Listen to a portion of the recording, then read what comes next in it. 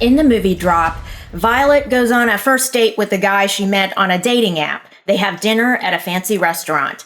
Then she starts getting Digi-drops on her phone. Digi-drops are a fictionalized version of chat messages, but confined to a 50-foot radius. So whoever is sending the Digi-drops, which become increasingly threatening, is inside the restaurant. This plot device places the movie within the tradition of When a Stranger Calls, in which a babysitter keeps getting threatening messages on the landline phone of the house where she's babysitting. The babysitter calls the police to ask for a trace, and the police tell her, the calls are coming from inside the house. So this movie Drop is an updated version of When a Stranger Calls, complete with the child endangerment scenario, but updated for the age of Wi-Fi and social media. When a Stranger Calls was always just a jump scare type of movie, not complex in terms of character. We never learned why the stranger did what he did in that movie. Random acts of violence do occur, yes. Violent individuals often have a manifesto, etc. But the stranger's actions in When a Stranger Calls were so targeted that they seemed more characteristic of domestic violence than stranger violence.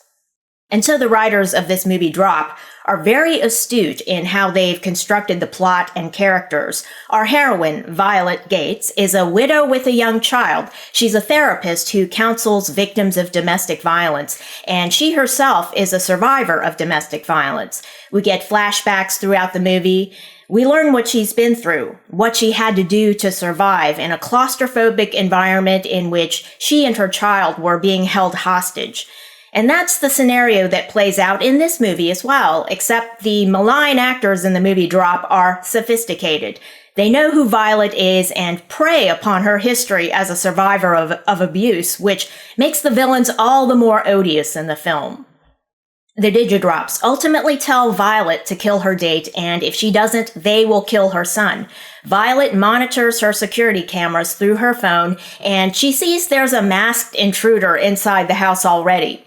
I won't give away why she's told to kill her date. I'll just say that this movie is intricately plotted. Nearly the entire movie takes place in the restaurant, which is in a skyscraper. The setting is almost like a stage play, and each piece of dialogue is a piece of the puzzle. The side characters all play pivotal roles. Each of them is a suspect.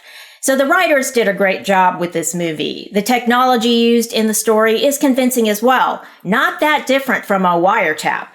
And with the villains being within a 50-foot radius, there's the added suspense of the villains being an immediate physical threat. And yes, this movie does give us the jump scare moment when the villain leaps out of the shadows, inside the restaurant. I recommend this movie. It's not horror, although it's marketed as such. It's suspense. And the characterization of the heroine being a survivor is done with nuance.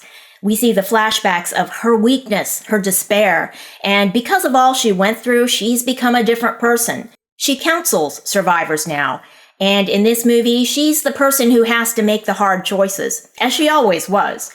Now, this film Drop is unassuming, doesn't put on airs, but deserves recognition. It's essentially a stage play which becomes a thrill ride with great plotting and characters. This movie is commendable.